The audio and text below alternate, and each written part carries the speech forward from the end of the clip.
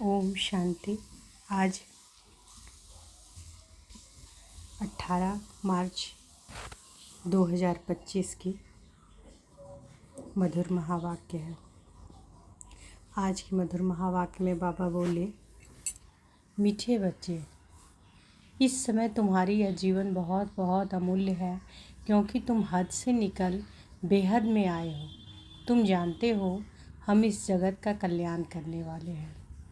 इस समय तुम्हारी यह जीवन बहुत बहुत अमूल्य है, क्योंकि तुम हद से निकल बेहद में आए हो। तुम जानते हो हम इस जगत का कल्याण करने वाले हैं। तो हम सबों पर कितनी जिम्मेवारी है। बाबा क्या बोल रहे हैं कि इस समय तुम्हारी जीवन बहुत बहुत अमूल्य है। क्यों? क्योंकि तुम हद से निकल बेहद में आए हो। तुम जानते हो कि हम इस जगत का कल्याण करने वाले हैं। बाबा कल भी दिए थे ना वरदान, कल्याणकारी भाव। तो उसके बाद आज का प्रश्न है, बाप के वर्षे का अधिकार किस पुरुषार्थ से प्राप्त होता है? बाप के वर्षे का अधिकार किस पुरुषार्थ से प्राप्त होता है? उत्तर है, सदा भाई भाई की दृष्टि रहे, स्त्री पुरुष को का जो जान, बाबा कहते हैं स्त्री पुरुष का जो भान है वह निकल जाए, तब बाप के वर्षे का पूरा अधिकार प्राप्त हो। परंतु स्त्री पुरुष का भान व यह दृष्टि निकलना बड़ा मुश्किल है। इसके लिए देही अभिमानी बनने का अभ्यास चाहिए। जब बाप के बच्चे बनेंगे तब वर्षा मिलेगा। एक बाप की याद से सतो प्रधान बनने वाले ही मुक्ति जीवन मुक्ति का वर्षा पाते हैं। तो बाप के वर्षे का अधिकार किस पुरुषार्थ से प्राप्त होता है? तो सदा भाई भाई की दृष्टि रहे, स्त्री पुरुष का जो भान है वह निकल जाए, तब बाप के वर्षे का पूरा अधिकार प्राप्त हो। परंतु स्त्री पुरुष का भान व यह दृष्टि निकलना बड़ा मुश्किल है। इसके लिए युक्ति बाबा बताते हैं, देही अभिमानी बनने का अभ्यास चाहिए। जब बाप के बच्चे बनेंगे तब वर्षा मिलेगा। एक बाप की याद से सतो प्रधान बनने वाले ही मुक्ति जीवन मुक्ति का वर्षा पाते हैं। तो एक बाप की याद से सतो प्रधान बनने वाले ही मुक्ति जीवन मुक्ति का वर्षा पाते हैं। तो मुक्ति जीवन मुक्ति का वर्षा कौन पाते हैं? जो एक बाप की याद से सतो प्रधान बनते हैं। आज का गीत है, आखिर वह दिन आया आज। ओम शांति। बच्चे यह जानते हैं, ओम माना अहम आत्मा मम शरीर। ओम माना अहम आत्मा मम शरीर। अभी तुम इस ड्रामा को, सृष्टि चक्र को और सृष्टि चक्र के जानने वाले बाप को जान गए हो, क्योंकि चक्र को जानने वाले को रचता ही कहेंगे। रचता और रचना का और कोई भी नहीं जानते। भल पढ़े लिखे बड़े बड़े विद्वान पंडित आदि हैं, उन्हें अपना घमंड तो रहता है ना, परंतु उनको यह पता नहीं है। कहते भी हैं ज्ञान, भक्ति और वैराग्य।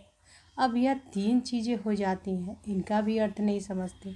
सन्यासियों को वैराग्य आता है घर से, उन्हों का भी ऊंच और नीच की ईर्ष्या रहती है।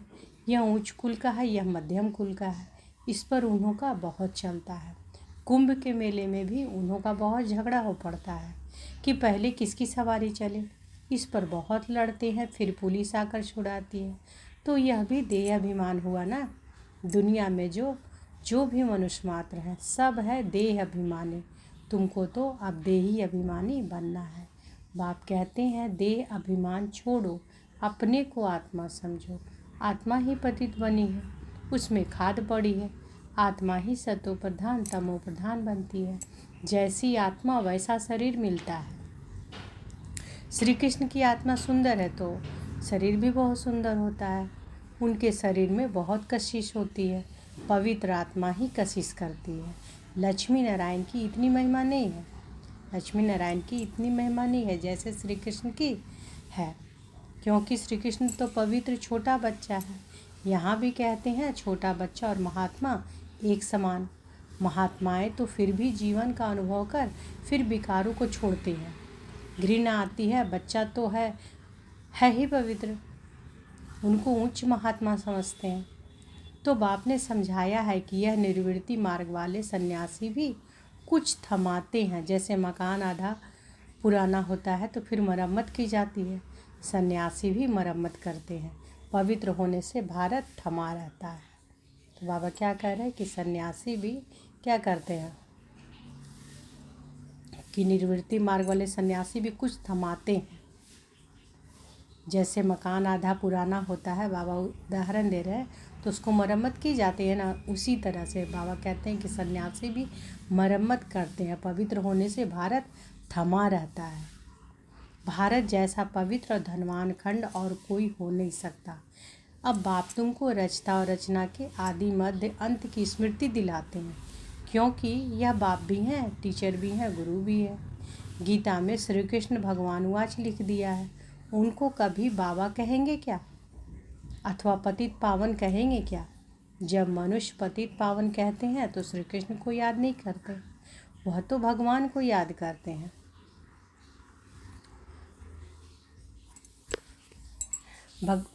जब मनुष्य पतित पावन कहते हैं तो श्री कृष्ण को याद नहीं करते, वह तो भगवान को याद करते हैं। फिर कहते हैं पतित पावन सीताराम, रघुपति और राघव राजाराम। कितना मुंझारा है। बाप कहते हैं कि मैं तुम बच्चों को आकर यथार्थ रीति सभी वेदों शास्त्रों आदि का सार बताता हूँ। पहली मुख्य बात समझाते हैं कि तुम अपने को आत्मा समझो और बाप को याद करो तो तुम पावन बनेंगे। तुम हो भाई भाई, फिर ब्रह्मा की संतान कुमार कुमारियाँ तो भाई बहन हो गए। यह बुद्धि में याद रहे, असूल में आत्माएं भाई भाई हैं, फिर यहाँ शरीर में आने से भाई बहन हो जाते हैं। इतनी भी बुद्धि नहीं है समझने की। वह हम आत्माओं का फादर है तो हम ब्रदर्स ठहरे ना। फिर सर्वव्यापी कैसे कहते हैं? वर्षा तो बच्चों को ही मिलेगा, फादर को तो नहीं मिलता। बाप से बच्चे को वर्षा मिलता है। ब्रह्मा भी शिव बाबा का बच्चा है ना, उनको भी वर्षा उनसे मिलता है। तुम हो जाते हो पोतरे पोतरियाँ, तुमको भी हक है। तो आत्मा के रूप में सब बच्चे हो, फिर शरीर में आते हो तो भाई बहन कहते हो। और कोई नाता नहीं, सदा भाई भाई की दृष्टि रहे, स्त्री पुरुष का भान भी निकल जाए। जब मेल फीमेल दोनों ही कहते हो ओ गॉड फादर, तो भाई बहन हुए ना। भाई बहन तब होते हैं जब बाप संगम पर आकर रचना रचते हैं, परंतु स्त्री पुरुष की दृष्टि बड़ा मुश्किल निकलती है। बाप कहते हैं कि तुमको देही अभिमानी बनना है। बाप के बच्चे बनेंगे तभी वर्षा मिलेगा। मामेकम याद करो तो सतो प्रधान बनेंगे।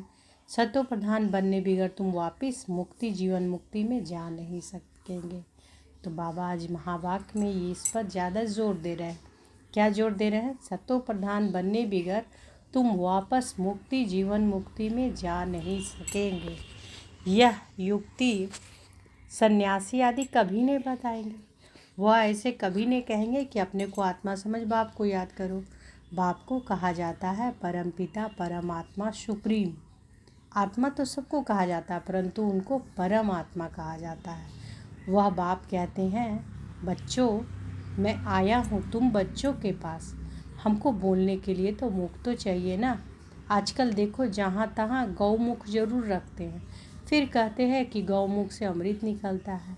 वास्तव में अमृत तो कहा जाता है ज्ञान को। ज्ञान अमृत मुख से ही निकलता है, पानी की तो इसमें बात नहीं। यह गौ माता भी है, बाबा इनमें प्रवेश हुआ है।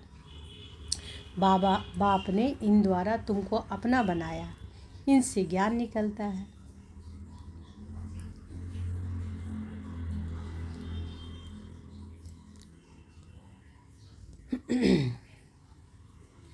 यह तो भक्ति की रस्म हो गई ना।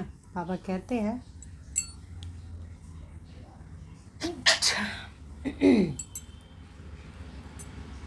कि आजकल देखो जहाँ तहाँ गौमुख जरूर रखते हैं, फिर कहते हैं गौमुख से अमृत निकलता है।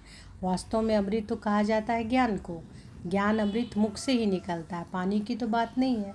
यह गौ माता भी है, बाबा इनमें प्रवेश हुआ है। बाप ने इन द्वारा तुमको अपना बनाया है, इनसे ज्ञान निकलता है। उन्होंने तो पत्थर का बनाकर उनमें मुख बना दिया है जहाँ से पानी निकलता है। यह तो भक्ति की रस्म हो गई ना। यथार्थ बातें तुम जानते हो। भीष्म पिता आदि को तुम कुमारियों ने बाण लगाए हो। तुम तो ब्रह्मा कुमार कुमारियाँ हो, तो कुमारी किसकी होगी ना। अधर कुमारी और कुमारी दोनों के मंदिर हैं। तो बाबा क्या कहते हैं कि तुम जानते हो भीष्म पितामह आदि को तुम कुमारियों ने बाण लगाए हैं। तुम तो ब्रह्मा कुमार कुमारियाँ हो, तो कुमारी किसकी होगी ना। अधर कुमारी और कुमारी दोनों के मंदिर हैं। प्रैक्टिकल में तुम्हारा यादगार मंदिर है ना। अब बाप बैठ समझाते हैं, तुम जबकि ब्रह्मा कुमार कुमारियाँ हो तो क्रिमिनल असॉल्ट हो ना सके, नहीं तो बहुत कड़ी सज़ा हो जाए। देह अभिमान में आने से यह भूल जाता है कि हम भाई बहन हैं। यह भी बीके हैं, हम भी बीके हैं, तो विकार की दृष्टि जा ना सके। परंतु आसुरी संप्रदाय के मनुष्य विकार के बिगड़ रह नहीं सकते, तो विघ्न डालते हैं। अभी तुम ब्रह्मा कुमार कुमारियों को बाप से वर्षा मिलता है। बाप की श्रीमत पर चलना है, पवित्र बनना है। वह है इस विकारी मृत्यु लोक का अंतिम जन्म। यह है इस विकारी मृत्यु लोक का अंतिम जन्म। यह भी कोई जानते नहीं। अमर लोक में विकार कोई होते नहीं। उन्हों को कहा ही जाता है सतो प्रधान संपूर्ण निर्विकारी। यहाँ है तमो प्रधान संपूर्ण विकारी। तो अमर लोक कहाँ बाबा बोल रहे हैं? सुख धाम, स्वर्ग की, कि अमर लोक में विकार कोई होते नहीं। उन्हों को कहा जाता है सतो प्रधान संपूर्ण निर्विकारी। यहाँ है तमो प्रधान संपूर्ण विकारी। गाते भी हैं कि वह संपूर्ण निर्विकारी, हम विकारी पापी हैं। संपूर्ण निर्विकारियों की पूजा करते हैं। बाप ने समझाया है, तुम भारतवासी ही पूज्य सो फिर पुजारी बनते हो। इसमें भक्ति का प्रभाव बहुत है। भक्त भगवान को याद करते हैं कि आकर भक्ति का फल दो। भक्ति में क्या हाल हो गया है? बाप ने समझाया है कि मुख्य धर्म शास्त्र 4 है। एक तो है डिटिज्म, इसमें ब्राह्मण देवता क्षत्रिय तीनों ही आ जाते हैं। बाप ब्राह्मण धर्म स्थापन करते हैं। ब्राह्मणों की चोटी है संगम युग की। तुम ब्राह्मण अभी पुरुषोत्तम बन रहे हो। ब्राह्मण बने फिर देवता बनते हो। वह ब्राह्मण भी है विकारी, वह ब्राह्मण भी है विकारी। तो बाबा क्या कह रहे हैं कि बाप ब्राह्मण धर्म स्थापन करते हैं। ब्राह्मणों की चोटी है संगम युग की। तुम ब्राह्मण अभी पुरुषोत्तम बन रहे हो। ब्राह्मण बने फिर देवता बनते हो। वह ब्राह्मण भी है विकारी, वह भी इन ब्राह्मणों के आगे नमस्ते करते हैं। ब्राह्मण देवी देवता नमः कहते, क्योंकि समझते हैं हम ब्रह्मा की संतान थे।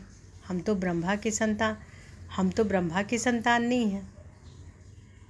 तो बाबा क्या कह रहे कि वो सब जो ब्राह्मण होते हैं वह ब्राह्मण देवी देवताएं नमः कहते हैं, क्योंकि समझते हैं कि ब्रह्मा की संतान है।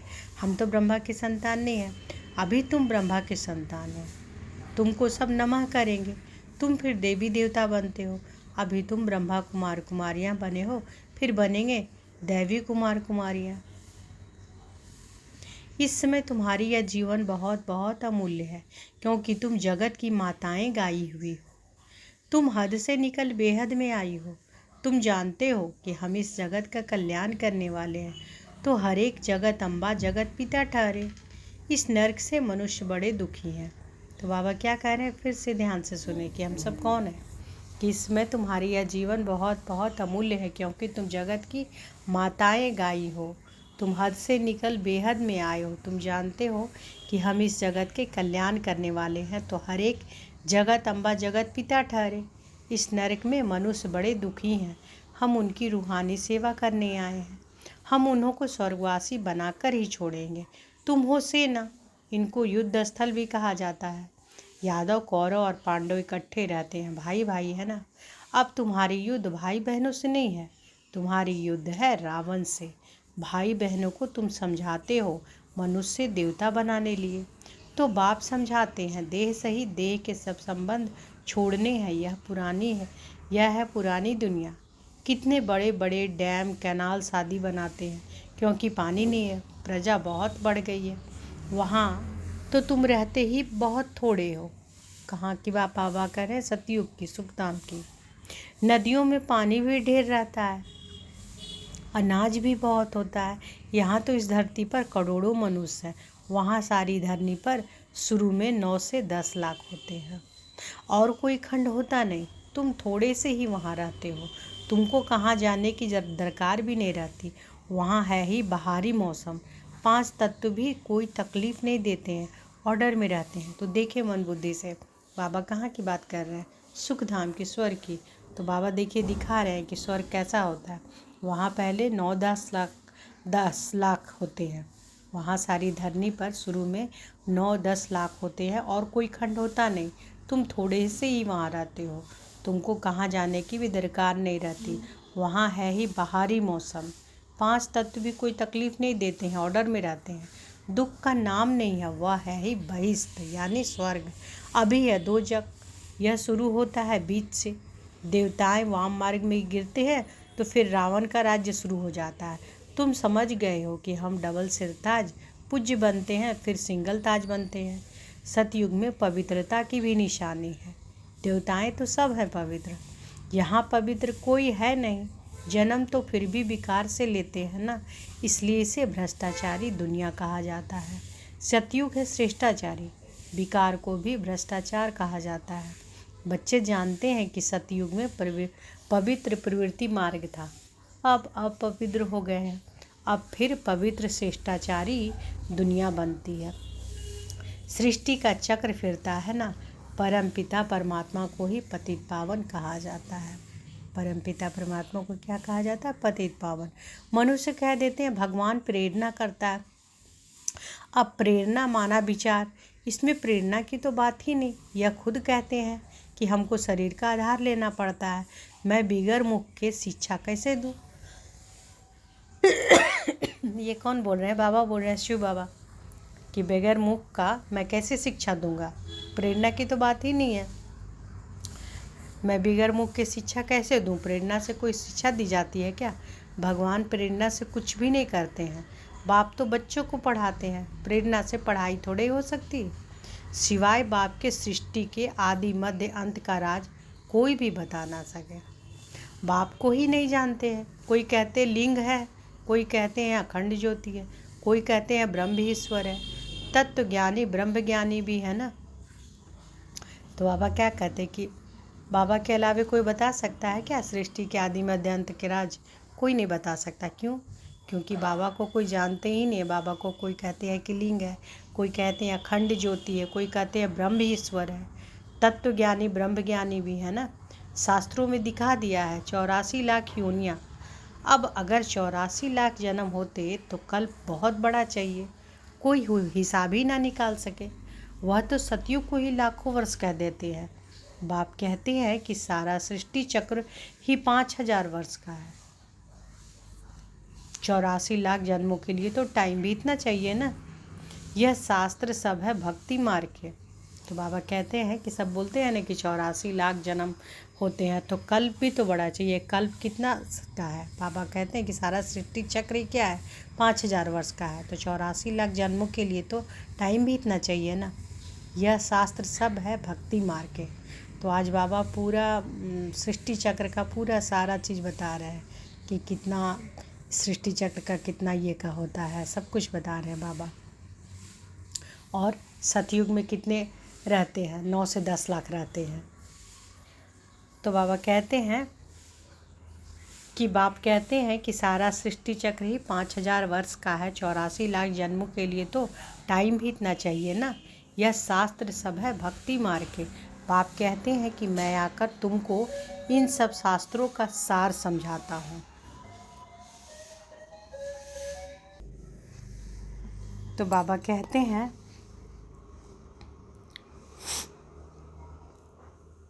कि यह सब है भक्ति मार्ग की सामग्री, इसमें कोई भी मेरे को प्राप्त नहीं करते। मैं जब आता हूँ तभी सबको ले जाता हूँ। तो यह सारे जो बाबा कहते हैं कि सब कहते हैं ना कि 84 लाख जन्म, तो बाबा कहते हैं कि 84 लाख जन्मों के लिए टाइम भी तो इतना चाहिए ना।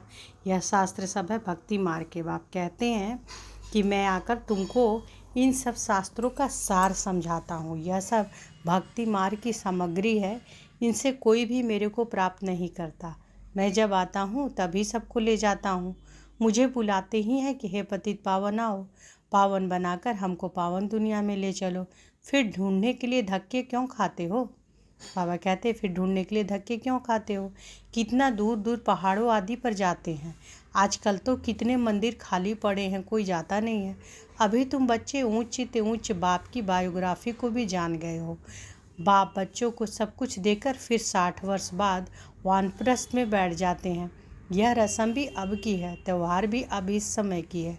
तुम जानते हो कि अभी हम संगम पर खड़े हैं, रात के बाद फिर दिन होगा। अब तो घोर अंधियारा है, गाते भी हैं ज्ञान सुर प्रकटा। तुम बाप को और रचना के आदि मध्य अंत को अब जानते हो।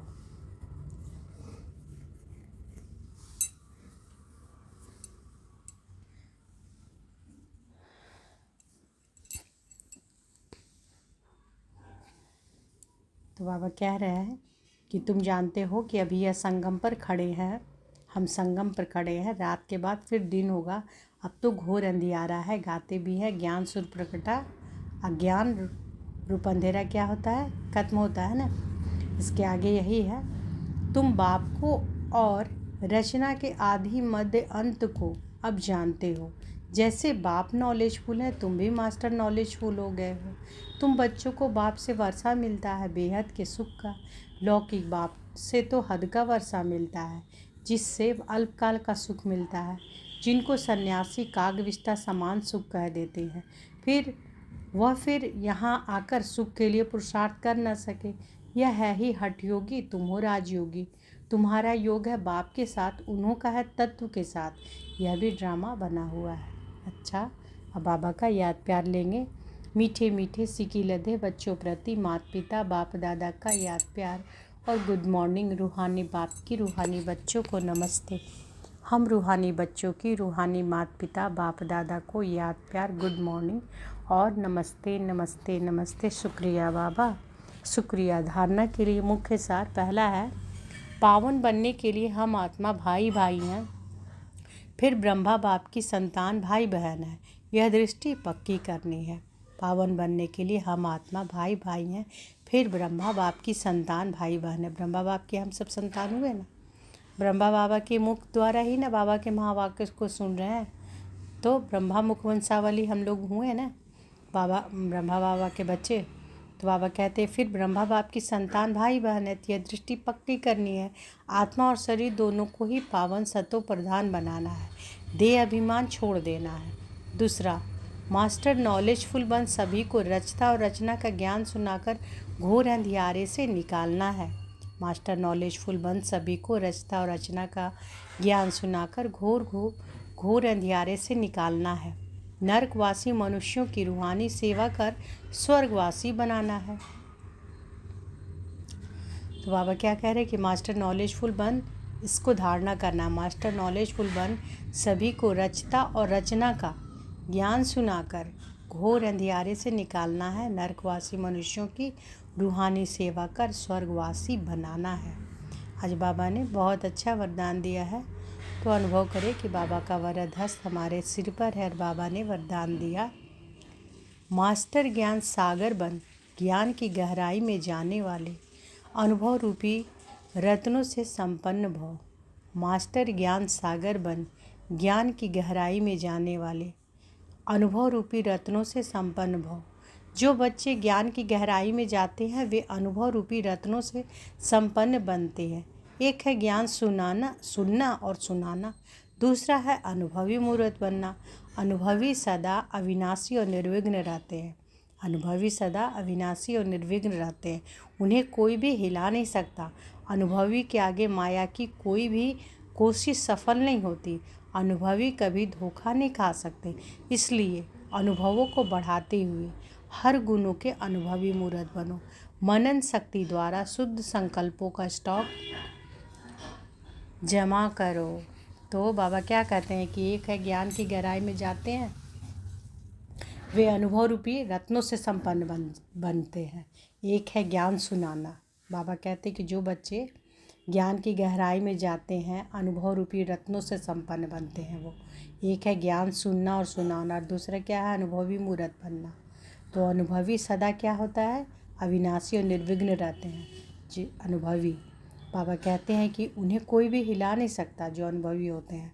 अनुभवी के आगे माया भी क्या करती है, माया की सारी कोशिश सफल नहीं होती है, कोई भी सब कोशिश। अनुभवी कभी धोखा नहीं खा सकते, इसलिए अनुभवों को बढ़ाते हुए हर गुण के अनुभवी मूर्त बनो। मनन शक्ति द्वारा शुद्ध संकल्पों का स्टॉक जमा करो। स्लोगन है, फरिश्ता वह है जो देह के सूक्ष्म अभिमान के संबंध से भी न्यारा है। फरिश्ता वह है जो देह के सूक्ष्म अभिमान के संबंध से भी न्यारा है। अव्यक्त इशारे, सत्यता और सभ्यता रूपी कल्चर को अपनाओ। संपूर्ण सत्यता भी पवित्रता के आधार पर होती है। संपूर्ण सत्यता भी पवित्रता के आधार पर होती है। पवित्रता नहीं तो सदा सत्यता रह नहीं सकती है। सिर्फ काम विकार अपवित्रता नहीं है, लेकिन उसके और भी साथी हैं। तो महान पवित्र अर्थात अपवित्रता का नाम निशान ना हो, तब परमात्मा प्रत्यक्षता के निमित्त बन सकेंगे। तो आज की मधुर महावाक्य में बाबा क्या ध्यान ज़्यादा खिंचवाएं कि इस समय तुम्हारी यह जीवन बहुत बहुत अमूल्य है, क्योंकि तुम हद से निकल बेहद में आए हो। तुम जानते हो कि इस जगत का कल्याण करने वाले आप। बाबा कहते हैं ना कि आप ही हो जगत माता जगत पिता। तो सबको यहाँ से निकालना है, सबको कल्याण करना है।